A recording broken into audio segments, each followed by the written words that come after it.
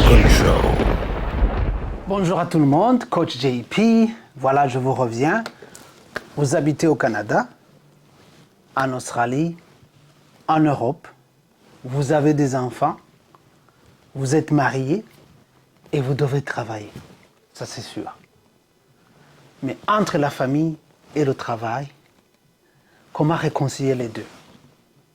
C'est ça le problème que nous avons dans ces pays où nous n'avons pas les gens qui travaillent pour nous, les Baboyi et les Badiaya. C'est important. Alors au Canada, comme dans beaucoup de pays développés, il est souvent difficile de concilier carrière et famille. C'est vraiment quelque chose qui nous hante. Les parents doivent faire des choix en fonction de leur situation financière, de leurs valeurs familiales, parce qu'il y a des gens qui veulent que leurs enfants soient proches des parents. Et ça dépend aussi des ressources disponibles. Parce qu'il y a des gens qui sont riches, qui ne vont pas travailler beaucoup. Ceux qui ne sont pas riches, ils doivent travailler. Alors ici, on va analyser en profondeur des avantages, des inconvénients de chaque option. C'est à vous de décider. Moi, je suis ici juste pour donner mes opinions ou pour vous donner juste quelques idées ou vous faire savoir que ça existe et ça nous cause beaucoup de problèmes. Il y a beaucoup de facteurs à considérer, je trouve. Alors, on y va. Subscribe first. Limo TV Facebook, Rukun Show YouTube. Je vous reviens.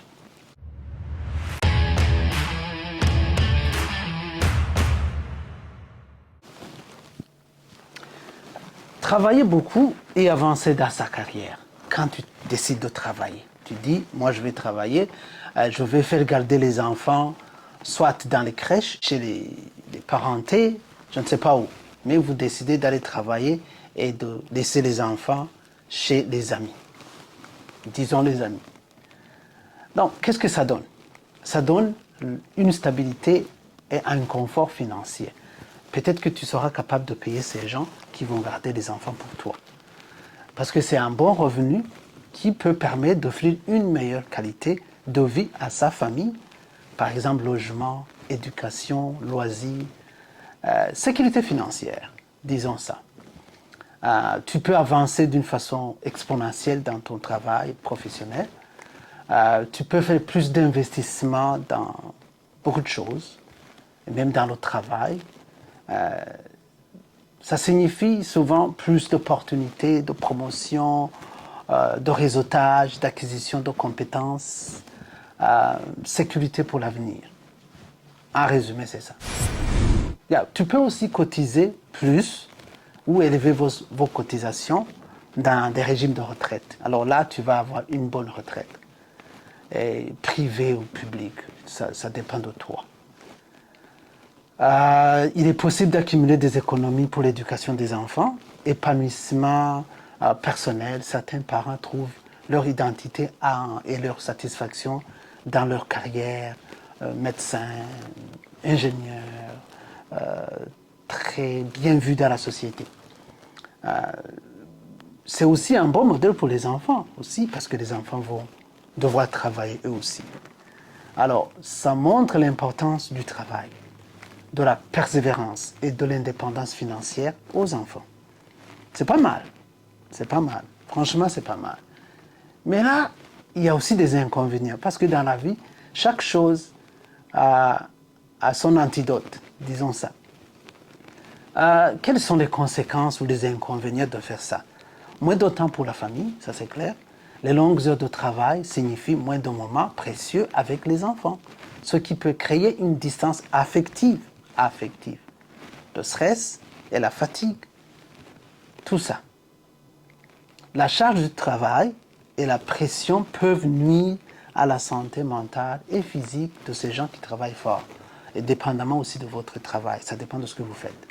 Coût élevé des services de garde, il y aura plusieurs milliers de dollars alloués à toutes ces choses-là.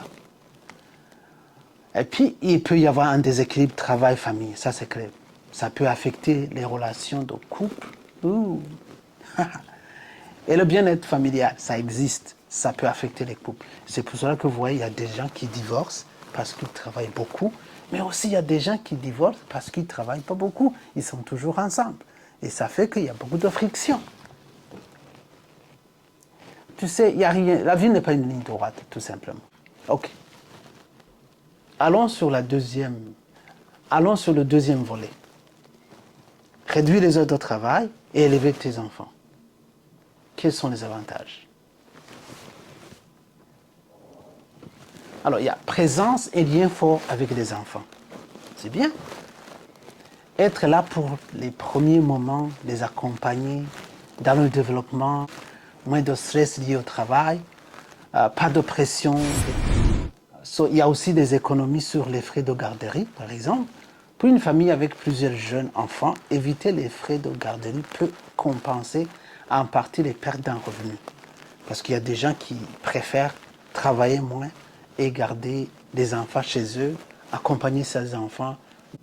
Plus de flexibilité aussi, organisation des journées selon les besoins familiaux, possibilité de s'impliquer dans les activités de l'école de votre enfant, d'explorer les projets personnels, par exemple, et tu aides les deux devoirs, ça va être fait par vous, ce qui est bien. Mais là aussi, il y a des inconvénients. C'est pour cela qu'on est un peu coincé dans toutes ces choses-là. Les inconvénients, c'est qu'il y aura réduction du revenu familial, ça c'est clair. Si un parent quitte son emploi ou travaille moins, il y a une perte financière qui peut être difficile à compenser, surtout si vous avez contracté des dettes. Alors, il y a un impact sur la carrière. Et puis, il y a aussi des gens qui ne veulent pas rester à la maison, qui aiment aller travailler. Et ça aussi, c'est parce que leur fierté se trouve dans le travail. Il faut alors, si tu décides de rester à la maison, il faut compenser dans toute chose. Car un arrêt prolongé du travail peut rendre difficile un retour à l'emploi aussi. Il y a aussi une charge mentale élevée. S'occuper des enfants en plein temps, c'est vraiment exigeant. C'est épuisant émotionnellement. Le travail que vous faites, vous les mamans, c'est épuisant émotionnellement, physiquement. Parfois, les hommes rentrent fatigués, oui, mais vous êtes aussi fatigués.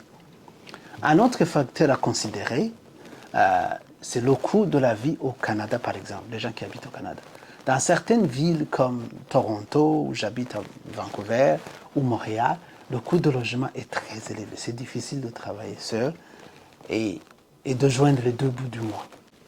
Il faut un deuxième revenu. Les services de garde sont coûteux, vraiment. Bien qu'au Québec, il y ait des programmes de garderie subventionnés autour de 10 $ par jour, je pense, ce qui allège la charge financière des parents qui travaillent. Alors, comment il faut faire? Parfois, il faut travailler à temps partiel.